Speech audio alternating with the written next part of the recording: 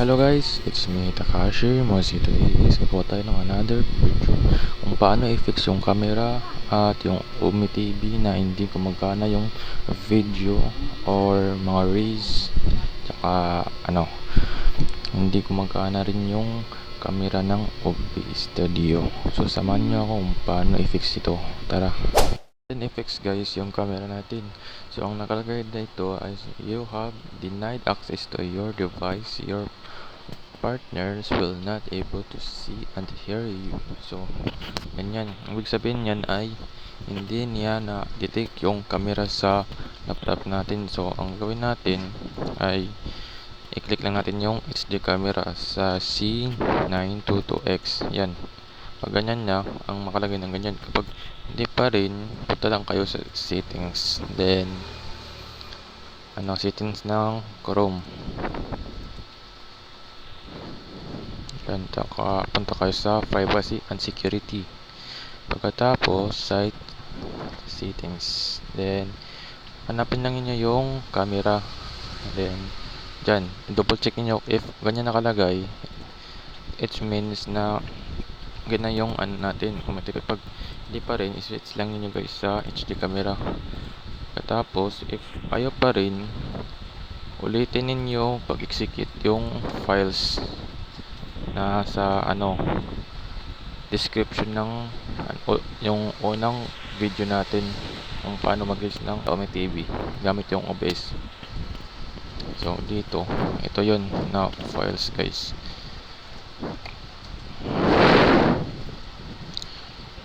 Yung ito yung dalawa, meron nitong OBS camera 1 at 2. Yan, dalawa yung exit niyo. Yan, ilan lang nyo yun guys. Tapos balik kayo dito, only refresh lang kapag ganyan yung yung nag-block pa rin.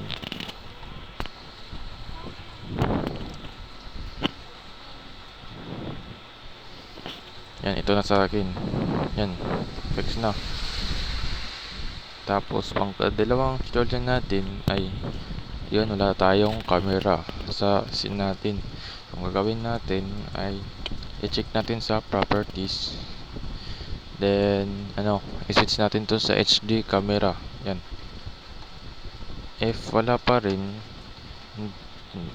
hindi yan gagana kasi nakaka-on tayo naka HD. Iba tong gamitin natin.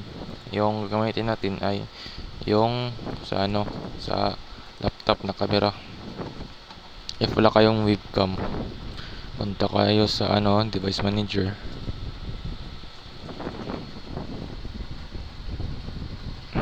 then hanapin niyo yung integrated camera, then enable lang niyo guys para magkaroon kayo ng camera sa laptop nyo. Then check niyo ulit sa properties and i-click din sa integrated camera. Yan, meron na tayong camera guys. So malabo sa akin kasi hindi talaga to HD yung camera natin sa laptop. Pagkatapos punta ulit kayo sa Chrome, then ang gawin nyo is start virtual camera. Yan, na tayo, dito na tayo sa okay na yan, at pwede na kayo maka-start ng pag release. Then natin, yung third natin gagawin ay yung release natin. Yan, minsan wala talagang sounds ng natin. Ang gawin natin kapag walang sounds, double check natin sa audio. Yan, dito ang dito sa media source ay dapat ang nakalagay dyan ay monitor and output. Dyan, click lang niyo guys para marinig niyo kung meron talagang sounds yung nyo raise. Tapos ang naka-track, ilagay lang niya sa number 1 yung track natin. Okay, tapos pangka-apat ay yung pagsiswitch ng scene. Punta ulit kayo sa settings ng OBS. Yan, expanding na. Then punta kayo sa hotkeys, Tapos scroll down, hanapin lang niyo yung ginawa ninyong scene. Sa akin ang nakalagay ay yung Takashi Mojito. So ito yun.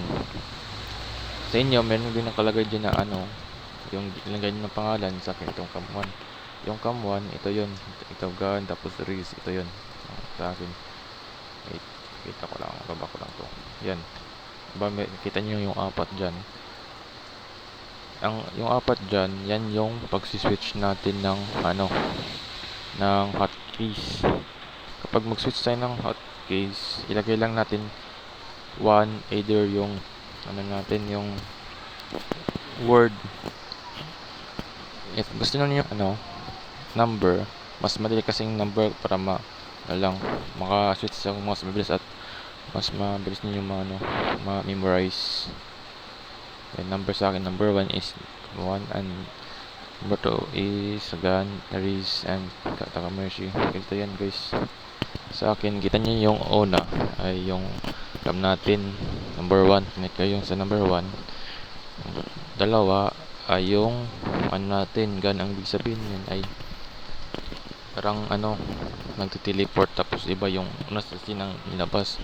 Pangkatatlo, ito yung Riz natin ng pangkaapat. Pwede din tayo mag-costume dyan ng kahit pwede din yung output ng monitor or yung text, or lagay niyo para mabasa din sa Omi TV. Then if gusto niyo mag-record, lang diyan, click lang diyan sa start record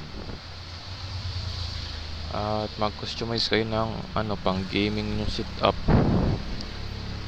If naka low end device yung ninyo, yung laptop, punta kayo sa settings, and then yan, i-copy lang ninyo yung settings ko. Dapat naka-check yan, yung tatlo. And then punta kayo sa okay na yan, sa stream. Dito sa stream, kung gusto kayo mag-live stream ng Facebook live, dyan ilagay niyo yung stream key, then server. So kailangan pa talaga ito ng VPN. Pag may VPN ka, lalabas dito, may lalabas dyan na yung VPN talaga. Then sa output, ito yun sa akin, dapat always CBR tayin, always CBR. Then dito, kapag mahina yung internet nyo, dapat baba lang yung kbps natin, nasa 2,500 kbps to 4,000. Then dapat ang keyframe natin is 2 seconds para smooth yung output ng pag-stream natin. Then kung if yung CPU natin ay yung naka-ATEL, yung old siya na model, nalagay lang natin ng ultra fast para hindi mag-overclock yung CPU. Yan, dapat yung profile natin ay main, din tune ay 0 latency. Next, sa record, sim lang din, copy lang nyo yan dyan. Dapat lang tayo 64 meters dito, then sim lang din yun sa kabila. Yan, na yan. Last, punta tayo sa audio. Sa audio, yung natin, if hindi kayo marinig sa sa mic, ang gawin ninyo, if kayo, naka microphone or headset or AirPods, dyan may lalabas dyan yung output ng lagay ninyo sa sa laptop. Like sa akin ay yung lagay ko ay dito yung AirPods. Yan. So this, ang nakalagay sa akin is device not connected because di pa siya naka plug in. So ganyan yung labas. Pag plug in na yun guys, ay labas dyan yung natin, yung AirPods. Then Yan, wala na dyan. Dito tayo sa video. Dapat naka ano kayo, dyan. Bilang nito guys. Ang resolution para hindi siya gaano malag.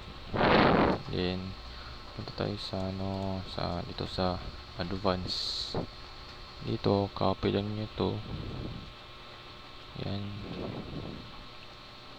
Dapat wala kayong galawin yung iba. At ito, dapat naka-enable to talaga.